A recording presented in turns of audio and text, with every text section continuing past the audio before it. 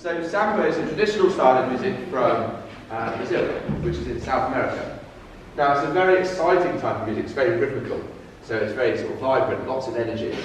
And typical events where we can expect to hear samba music is events like Carnival. Now Carnival is a very famous event that occurs in Brazil, and it's basically a big festival, a big street parade, so lots of marching and music, food, colours. So we've been learning how to play the instruments, and we've prepared a piece called a samba batucada, which is an authentic Brazilian piece.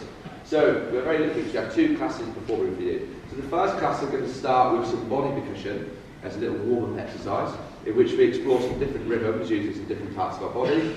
And then following that, they will then go on to perform their samba batucada for you.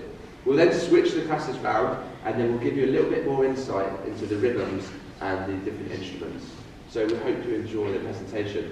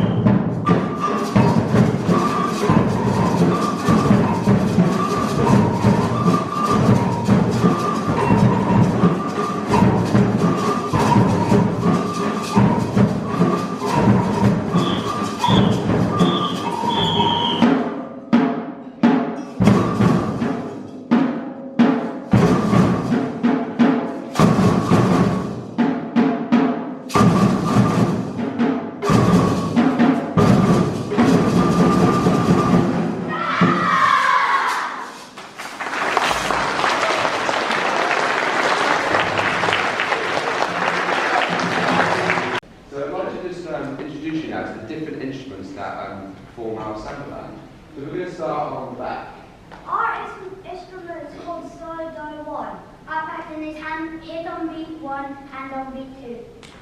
Our instrument is surdo 2, and our pattern is hand on beat 1, hit on beat 2.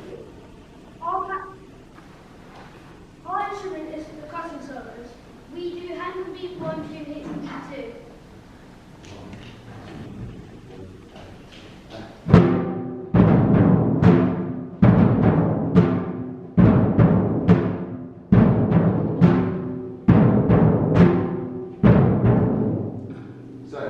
So they're like the heartbeat of the band. So they're responsible for keeping a nice steady beat and providing a really strong sense of pulse. And they're like the engine, so they're going to propel the band forward and keep it nice and steady. On the bench we have... This instrument is called a casher. Our pattern is hit on each syllable of onion bargee.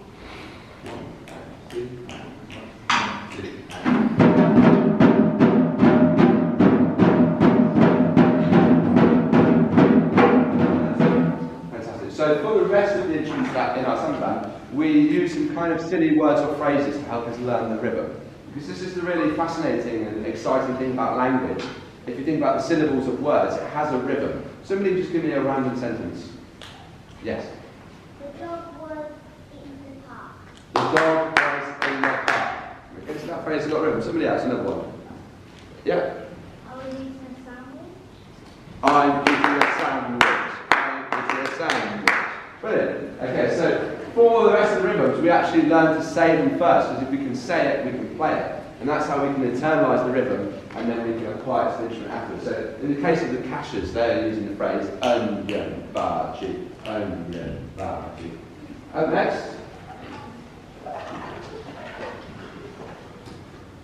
Our instrument is called a tambourine, and our rhythm is I've got custard in my microwave. 1, 2, 1, 2.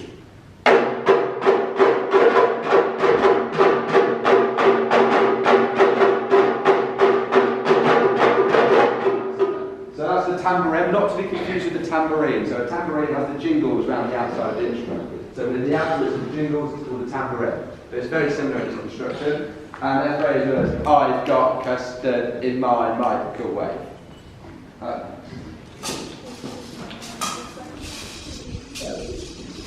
Our instrument is called a ganja.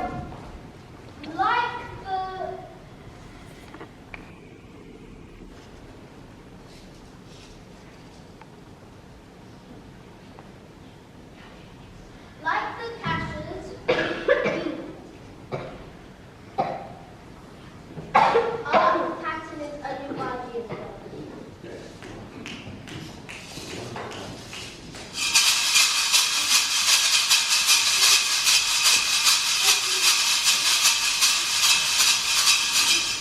This is the ganza. So commonly we would call it a shaker, but it's traditional Brazilian name is ganza. And it's a metal cylindrical shape, and as you can hear on the inside of the chamber, we have lots of small little beads. So as we shake the instrument back and forth, those beads impact off the sides of the instrument, causing that nice sort of textural sound. They also have the same pattern as in fact, more often than not, we are playing very similar rhythms. That's why it's really apparent when we're not playing them together. So we've been working really hard to try and coordinate these rhythms at the same time. So it's almost like a puzzle, like a jigsaw we're trying to put together. So last but not least,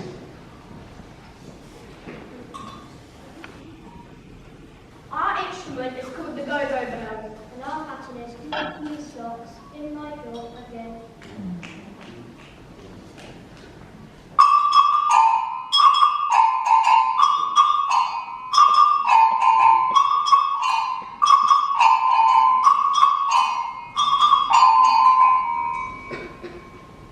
that's the agogo. Now, the agogo is a really cool instrument because it has two different sound surfaces. Can I just go on your instrument, please? Thank you, sir. So we have two surfaces, unlike any of the other instruments in our samba band. And it's quite an articulate sound instrument. It's very bright, so it contrasts to many of the other instrument sounds in our band.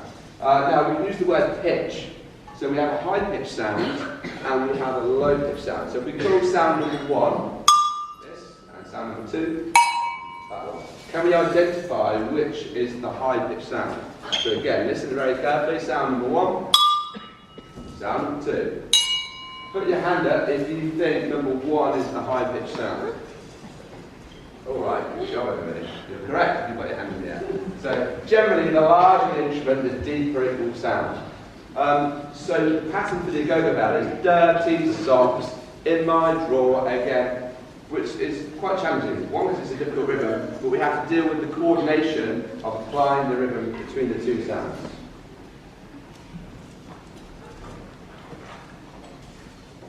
So, the next class are going to perform that piece for you now. So try and listen out for those rhythms. See if you can identify it during the piece. Notice how they work together. Okay? So when played successfully, it sounds authentic to samba music. And you'll notice that they reoccur throughout the performance. And it's broken up by these call and response sections. So we have this almost like a conversational thing happening with music. Okay, so we have